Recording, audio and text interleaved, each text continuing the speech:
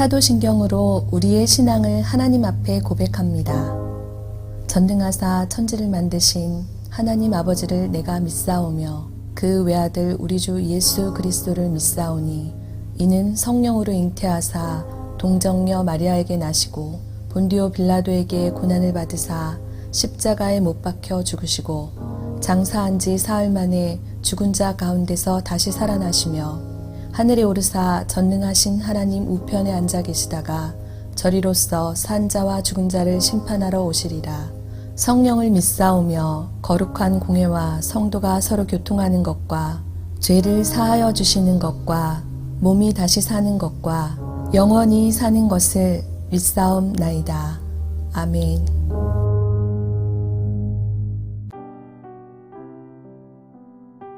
오늘의 말씀 사무엘상 19장 1절에서 24절 말씀입니다.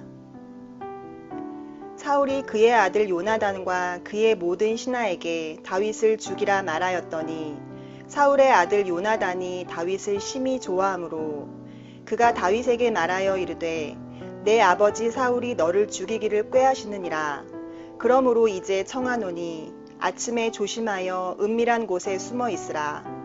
내가 나가서 내가 있는 들에서 내 아버지 곁에 서서 내 일을 내 아버지와 말하다가 무엇을 보면 내게 알려주리라 하고 요나단이 그의 아버지 사울에게 다윗을 칭찬하여 이르되 원하건대 왕은 신하 다윗에게 범죄하지 마옵소서. 그는 왕께 득죄하지 아니하였고 그가 왕께 행한 일은 심히 선함이니이다. 그가 자기 생명을 아끼지 아니하고 블렛의 사람을 죽였고 여호와께서는 온 이스라엘을 위하여 큰 구원을 이루셨으므로 왕이 이를 보고 기뻐하셨거늘 어찌 까닭 없이 다윗을 죽여 무죄한 피를 흘려 범죄하려 하시나이까. 사울이 요나단의 말을 듣고 맹세하되 여호와께서 살아계심을 두고 맹세하거니와 그가 죽임을 당하지 아니하리라. 요나단이 다윗을 불러 그 모든 일을 그에게 알리고 요나단이 그를 사울에게로 인도하니 그가 사울 앞에 전과 같이 있었더라. 전쟁이 다시 있으므로 다윗이 나가서 블렛의 사람들과 싸워 그들을 크게 쳐 죽이매 그들이 그 앞에서 도망하니라. 사울이 손에 단창을 가지고 그의 집에 앉았을 때에 여호와께서 부리시는 악령이 사울에게 접하였으므로 다윗이 손으로 수금을 탈 때에 사울이 단창으로 다윗을 벽에 박으려 하였으나 그는 사울의 앞을 피하고 사울의 창은 벽에 박힌지라. 다윗이 그 밤에 도피하매 사울이 전령들을 다윗의 집에 보내어 그를 지키다가 아침에 그를 죽이게 하려 한지라. 다윗의 아내 미갈이 다윗에게 말하여 이르되 당신이 이 밤에 당신의 생명을 구하지 아니하면 내일에는 죽임을 당하리라 하고 미갈이 다윗을 창에서 달아내리매 그가 피하여 도망하니라. 미갈이 우상을 가져다가 침상에 누이고 염소 털로 엮은 것을 그 머리에 씌우고 의복으로 그것을 덮었더니 사울이 전령들을 보내어 다윗을 잡으려 하매 미갈이 이르되 그가 병들었느니라. 사울이 또 전령들을 보내어 다윗을 보라 하며 이르되 그를 침상째 내게로 들고 오라. 내가 그를 죽이리라. 전령들이 들어가 본즉 침상에는 우상이 있고 염소 털로 엮은 것이 그 머리에 있었더라. 사울이 미갈에게 이르되 너는 어찌하여 이처럼 나를 속여 내 대적을 놓아 피하게 하였느냐. 미갈이 사울에게 대답하되 그가 내게 이르기를 나를 놓아가게 하라. 어찌하여 나로 너를 죽이게 하겠느냐 하더이다 하니라. 다윗이 도피하여 라마로 가서 사무엘에게로 나아가서 사울이 자기에게 행한 일을 다 전하였고 다윗과 사무엘이 나요스로 가서 살았더라.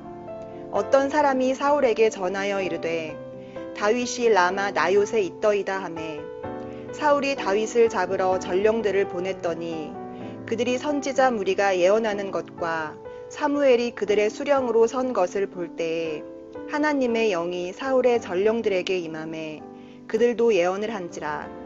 어떤 사람이 그것을 사울에게 알림해 사울이 다른 전령들을 보냈더니 그들도 예언을 했으므로 사울이 세 번째 다시 전령들을 보냈더니 그들도 예언을 한지라. 이에 사울도 라마로 가서 세구에 있는 큰 우물에 도착하여 물어 이르되 사무엘과 다윗이 어디 있느냐? 어떤 사람이 이르되 라마 나요스에 있나이다. 사울이 라마 나요스로 가니라. 하나님의 영이 그에게도 임하시니 그가 라마 나요스에 이르기까지 걸어가며 예언을 하였으며 그가 또 그의 옷을 벗고 사무엘 앞에서 예언을 하며 하루 밤낮을 벗은 몸으로 누웠더라. 그러므로 속담에 이르기를 사울도 선지자 중에 있느냐 하니라. 이스라엘의 역사에서 가장 놀라운 사건을 꼽으라면 아마 출애굽 사건이지 않을까 싶어요. 이 사건에서 저는 무엇을 깨닫게 되었냐면 하나님께서 결정하신 일은 절대로 바꾸지 않으시는구나. 사람이 순종하지 않아서 그 하나님의 때가 시간이 좀 걸린다 해도 하나님께서는 당신의 뜻을 반드시 이루시는구나 라는 것을 알게 되었습니다. 하나님께서는 모세를 통해서 이스라엘을 애굽에서 나오게 하시려고 했잖아요. 그래서 모세를 다 택하셨는데 모세가 그런 하나님의 뜻에 거부를 해요. 하지만 하나님께서는 모세에게 하나님의 살아계심을 보여주심으로 그를 굴복시키십니다. 그리고 나서 애굽의 바로왕과 이스라엘 백성들에게 모세를 다 보냈는데 애굽의 바로는 갑자기 나타나서 이스라엘을 해방시키라는 이 모세의 말에 콧방귀를 끼게 되죠. 그리고 이스라엘 백성들을 더 괴롭힙니다. 근데 이번에는 또 이스라엘 백성들이 모세를 보고 뭐라고 합니까? 너 때문에 우리가 힘들어졌어 라고 원망을 하게 돼요. 그래도 하나님께서는 꾸준하게 모세를 이 애굽의 바로왕과 그리고 이스라엘 백성들에게 끊임없이 보내십니다. 그리고 10가지의 재앙을 통해서 결국 애굽의 바로왕이 두 손 두 발 다 들고 항복을 하면서 이스라엘 백성들이 애굽 땅을 나오게 되죠. 그러니까 사람이 아무리 하나님의 일을 막으려고 해도 하나님께서는 아랑곳하지 않으시고 하나님의 뜻을 이루어 가신다라는 사실을 저와 여러분은 꼭 기억하고 믿어야 될 줄로 믿습니다.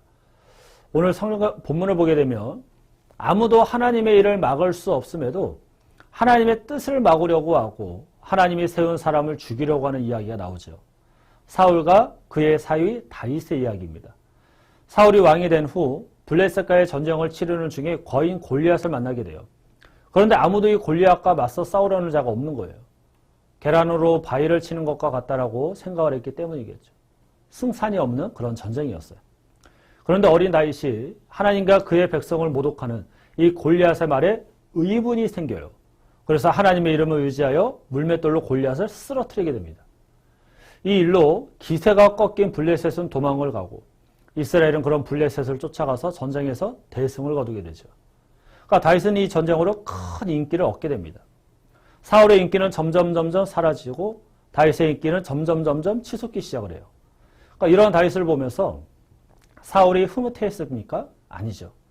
자신의 이 왕위를 위협한다라고 생각을 했기 때문에 어떻게든 다윗을 죽이고 싶어 했어요.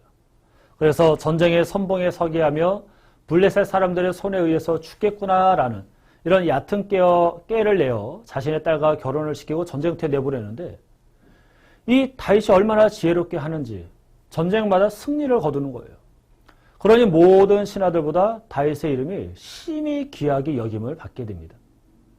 그런데 사울왕은 자신보다 더 빛이 나는 다윗, 백성들의 인기를 받고 있는 그 다윗이 얼마나 얄미운지 그를 정말로 죽이고 싶을 만큼 미워했어요. 그래서 오늘 본문을 보니까 사울이 결국 다윗을 죽이려고 합니다. 본문 1절 같이 한번 읽어볼게요. 시작.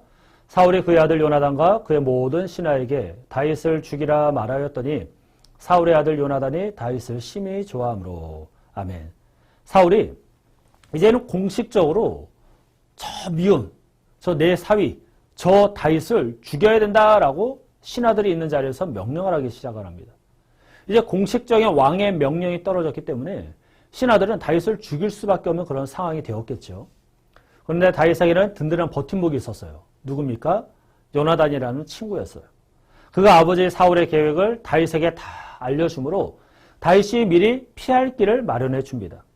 그리고 또 사울의 딸이지고 다윗의 아내였던 이 미갈조차 아버지 사울의 계략에서 자신의 남편 다윗을 살려내는 일에 동참을 하게 돼요. 그럼 여러분 이 모든 일이 과연 우연일까요? 아닙니다. 근데 또 이것이 끝이 아니에요. 사울에게 악령이 임했을 때 다윗이 그 앞에서 손으로 수금을 연주합니다.